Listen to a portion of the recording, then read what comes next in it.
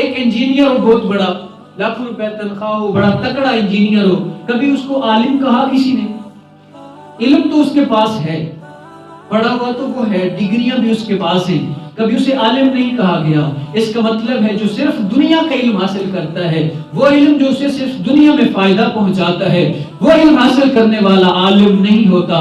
وارث حقیقی وہ ہے انبیاء کا جس نے دین کا علم حاصل کیا اور آگے سکھا دیا۔ العلماء ورثۃ الانبیاء، علماء انبیاء کے وارث ہیں۔ قدر کرو علماء کی، کبھی ان سے آگے نہ بڑھو، کبھی ان سے اونچی آواز میں بات نہ کرو، کبھی ان سے نہ جھگڑو، کبھی ان کے گلے نہ کرو۔ ان کے بہت احسان ہے تمہارے اوپر، انہوں نے تمہیں علم سکھایا، انہوں نے تمہیں کلمہ پڑھنا سکھایا، انہوں نے تمہیں نماز سکھائی، جو کچھ بھی تم نے سیکھا ہے شریعت کا یہ علماء نے تمہیں سکھایا ہے۔ اس کا بدلہ اگر تم دینا چاہو تو دنیا میں نہیں دے سکتے ہو۔ جس نے تمہیں قرآن پڑھایا ہے اس کا بدلہ تم اپنا آپ بھی پیش کر دو تو یہ اس کا بدلہ نہیں ہو سکتا جس نے رب کا کلام تمہیں سکھایا ہے۔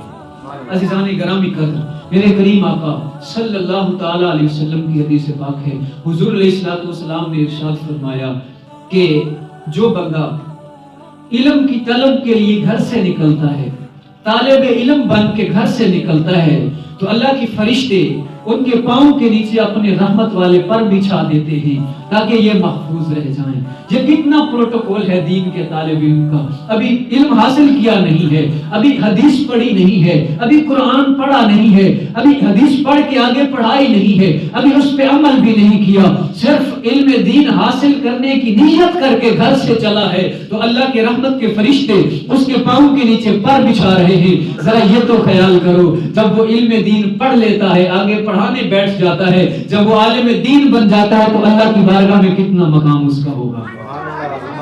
جس کے پاؤں کے نیچے فرشتے پر بچھائیں، آج ہم ان کے ساتھ کیا سلوک کر رہے ہیں؟ دہشت گرد علماء کو کہا جاتا ہے، جیلوں میں علماء کو ڈالا جاتا ہے۔ اب دور حاضر میں آپ نے دیکھا کہ علماء کے ساتھ کیا سلوک ہو رہا ہے، کتنا ناروا سلوک ان کے ساتھ اختیار کیا گیا۔ علماء کو جیلوں میں ڈالا جاتا ہے۔ تاریخ میں پہلی مرتبہ ایسا فیصلہ ہماری عدالت نے دیا ہے جو کبھی بھی نہیں ہوا۔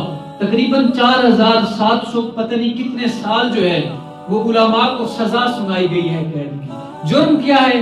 انہوں نے ختم نبوت پہ پہرا دیا ہے۔ رسول اللہ کی عزت اور ناموس کے اوپر پہرا دینے کی وجہ سے یہ جرم قرار دیا گیا کہ انہوں نے اپنے نبی کی عزت کی حفاظت کیوں کی۔ اب یہ حال ہے علماء کے ساتھ جو کیا جا رہا ہے۔ خدا را میرے ہاتھ بندے دیکھو علماء کی